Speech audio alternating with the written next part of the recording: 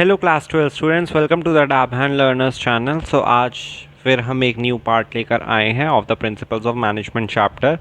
तो last two techniques of scientific management से पहले हम पिछली दो टेक्निक्स का डिफरेंस लेंगे। मीनिंग के बेसिस पे क्या डिफरेंस होता है टाइम स्टडी और मोशन स्टडी में, we will discuss this.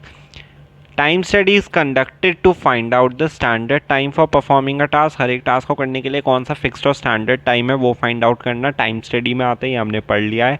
Motion study is conducted to find out total movements of workers while they are performing the task. Motion study में क्या होता है, टोटल मूवमेंट को आइडेंटिफाई करना, हम टास्क को परफॉर्म करने के लिए कितने मूवमेंट्स कर रहे हैं और कौन से मूवमेंट प्रोडक्टिव है, अनप्रोडक्टिव है, इंसिडेंटल है, लेस इंपॉर्टेंट है, ये सब हमने डिस्कस कर चुका है। ये सिर्फ ओवरव्यू दे रहा हूँ मैं डिफरेंस में। पर्पस के बेसिस पे the purpose is to find out standard time to fix up fair days work for the workers. एक स्टैंडर्ड टाइम फाइंड करना ताकि एक टाइम पीरियड डिसाइड हो जाए कि हर एक वर्कर को इस टाइम में इतना काम तो करना ही चाहिए, और अगर वो नहीं कर पा रहा तो क्यों नहीं कर पा रहा। तो ये चीज़ अच्छे से फिर हेल्प करती है, क्योंकि अगर वर्कर्स कम काम कर रहा है जितना स्टैंडर्ड टाइम है तो हम उसकी खबर ले सकते हैं, उससे पूछ सकते हैं क्यों भाई, क्यों नहीं हुआ काम। क्या वो ऐसा ना हो कि वो अपना वर्किंग आवर्स को मिसयूज़ कर रहा हो, अपने एम्प्लॉयज़ के साथ पार्टी कर रहा हो, ठीक है, अपने एम्प्लॉयज़ नहीं सॉरी मतलब अपने कलीग्स के साथ पार्टी कर रहा हो, ठीक है। The purpose is to eliminate wasteful and unproductive movement of workers to increase their efficiency level. और क्या कहते हैं, मोशन स्टडी का पर्पस ये है कि वेस्टफुल और अनप्रोडक्टिव मूवमेंट को एलिमिनेट करना और वर्कर्स की एफिशिएंसी को इंक्रीज करना। Method of conducting it is conducted through with the help of stop watch. तो जो टाइम स्टडी के लिए हम क्या करते हैं, टाइम मेजरिंग डिवाइसेस होते हैं, तो वो एक स्टॉप वॉच ही से ही हो जाता है। स्टॉप वॉच से ही हम आइडेंटिफाई कर लेते हैं कि 2 बॉक्स बनाने के लिए बंदे को 1 घंटा लग रहा है, तो ये है इसका standard time of doing the task. और मोशन स्टडी के लिए it is conducted with the help of a movie camera which keeps I on workers movement. Workers के मूवमेंट पे ध्यान रखने के लिए मूवी कैमरा, सीसीटीवी कैमरा, बहुत सारे कैमरा ही आते हैं जो वर्कर्स पे नज़र रखने में हेल्प करते हैं।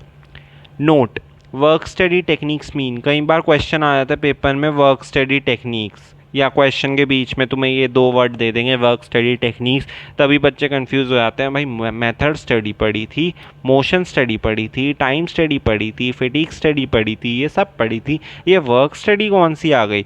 तो बच्चों या स्टूडेंट, वर्क स्टडी कुछ नहीं है। Work study is a sum of 4, इन चारों को मिलाकर ही हम इसे कहते हैं वर्क स्टडी। ओके, घबराने की कोई बात नहीं है। सो आई होप ये आपको डिफरेंस क्लियर होगा। अब हम करते हैं क्या कहते हैं टेक्निक। एक टेक्निक आज हम करेंगे डिफरेंशियल पीस वेज सिस्टम। ये बहुत इंटरेस्टिंग टेक्निक है, इसमें मज़ा आता है। Taylor wanted to differentiate between efficient and inefficient workers. Taylor को क्या है, एफिशिएंट और इनएफिशिएंट वर्कर्स के बीच में डिफरेंस करना है। He wanted to reward efficient worker, उसे एफिशिएंट वर्कर्स को रिवॉर्ड भी देना है, सरप्राइज भी देना है, गिफ्ट भी देना है। So he introduce different rate of wage payment for those who perform above standard and for those performed who perform below standard. तो उसने different rate of wage payment, एक डिफरेंट टेक्निक आइडेंटिफाई करी है, different rate of wage payment for those who perform above standard. Like अगर standard time है 1 घंटे में 2 boxes और किसी वर्कर ने 1 घंटे में 4 बॉक्सेस बना दिए तो वो एफिशिएंट है, ठीक है। और किसी ने 1 घंटे में 1 ही बॉक्स बनाया, इवन 1 भी नहीं, तुम उससे भी गया गुजरा मान सकते हो, आधा बॉक्स बना दिया उसने। अब आधा बॉक्स तो हो नहीं सकता, मतलब वो 1 भी तैयार कर रहा था, उससे पहले ही 1 घंटा हो गया, तो वो सोचो कितना गया गुजरा वर्कर होगा। तो वही है, तो इसलिए टेलर जो है वो डिफरेंशिएट करना चाहता है एफिशिएंट और इनएफिशिएंट वर्कर्स के बीच में। Extra wages paid to efficient workers will motivate them to remain efficient. अगर जिसने 4 बॉक्सेस बना लिए होंगे 1 घंटे में, उसे तुम एक्स्ट्रा वेजेस दोगे तो वो क्या होगा, कल 4 नहीं कल 8 भी बना दे, वो इतना मोटिवेट हो जाएगा, ठीक है, और एफिशिएंट तो रहेगा ही, तो कंपनी के लिए बहुत अच्छी बात है। Extra wages paid to efficient worker will motivate inefficient workers to come in the category of efficient workers. और जो लोग आधे या 1 पे ही अटके हुए थे, वो हो सकता है कल 2, 3, 4 तक तो पहुंच ही जाएं। लाइक उन्हें भी थोड़ी मोटिवेशन तो मिलेगी कि पैसा मिल रहा है भाई काम करने से, तो चलो फिर काम ही करेंगे, कल से गप्पे वप्पे छोड़ देते हैं, अपना काम सीधा ध्यान मतलब अपना ध्यान सीधा काम पे लगाएंगे। तो इनएफिशिएंट वर्कर्स पे भी थोड़ा बहुत फ़र्क तो पड़ेगा ही। When payment is given according to number of limits produced, automatically the production will be maximized। ये लिमिट्स नहीं आएगा, ये यूनिट्स होगा। वो ये कह रहा है कि जब पेमेंट दी जाती है कि नंबर ऑफ़ यूनिट्स के हिसाब से कि इतनी यूनिट्स बनाई है तो इसे इतनी पेमेंट दे दो, ज़्यादा यूनिट्स बनाएंगे तो ज़्यादा पेमेंट करो, तो इसके बेसिस पे जब आपको पैसे मिलते हैं तो जो प्रोडक्शन है वो इनडायरेक्टली मैक्सिमाइज हो ही जाता है। एग्जाम्पल देखते हैं, it is determined that standard output per worker per day is 10 units. Standard output यानी कि 1 घंटे में लाइक कितना स्टैंडर्ड आउटपुट है।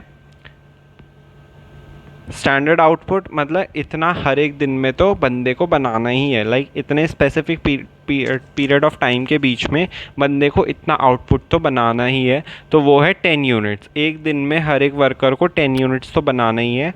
And those who meet standard और more than standard will get ₹50 per unit.